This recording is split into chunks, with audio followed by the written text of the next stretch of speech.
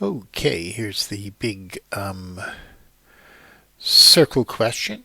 And there's a description here, and I don't have it in front of me, but I'm pretty sure if I can go over all the things you need to read it really carefully first so you know what's going on. They're going to tell you that O is the center and that ASQ is a line that goes straight across the center. It's the diameter. They're going to tell you that SR and PO are parallel lines. That's really important. They're going to tell you that P1 right there is 25 degrees.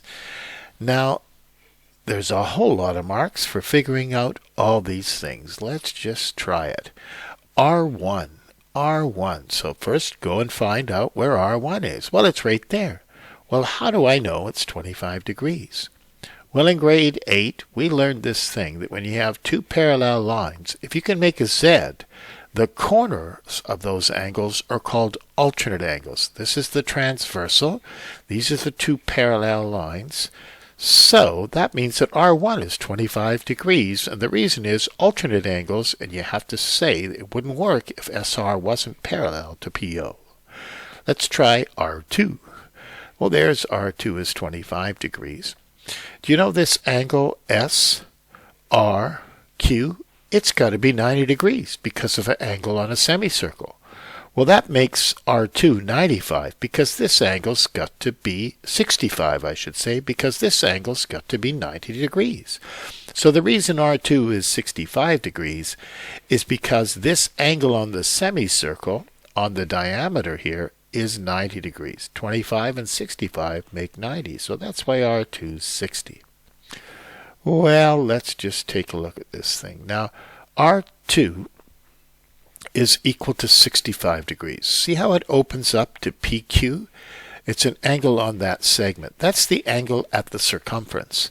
Well, O2 is an angle at the center, and it has to be twice as big. So you go 2 times 65, and that's why O2 is 130 degrees, because the angle at the center is 2 times the angle at the circumference. The next question's a little harder. It says P2 is equal to 25 degrees. Well, find out where is P2. Oh, it's right there. It's 25 degrees. Why is it going to be 25 degrees? Why do I think it's 25 degrees? Because I know that's 130, and I know the angles here in the triangle have to add up to 180. So you could go 2x plus 130 equals 180 and solve it. Those two have to add up to 50 degrees, and they have to be the same. I'm actually using two reasons, and that's why it's worth 3 marks. P2 is 25 degrees because of opposite angles. Angles opposite equal radii. See, these are radiuses of the same length. That makes those two angles the same. And the angles in this triangle have to add up to 180 degrees. That's why they have to be both the same, 25 and 25. They've got to add up to 50 to make that add to 130 and make it 180. Okay, let's look at angle S. Angle S. Well, we've just figured out that the angle at P, 1 and 2 together, is 25 plus 25. That's 50. That makes angle S 50 degrees because those two angles open up to the same segment of the circle. RQ is a segment of the circle, the same chord. They open up to the same chord. And wow, they got a lot of different reasons in one question here. Pretty good. Now the last question, Q2 is 40. Well, we knew that the angle here where R is 90 degrees. We know that S is 50.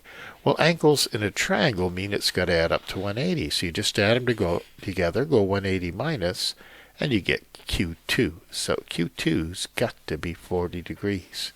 And there's all of that question done. A lot of marks, and I don't think it was incredibly difficult, although maybe it's easy for me to say.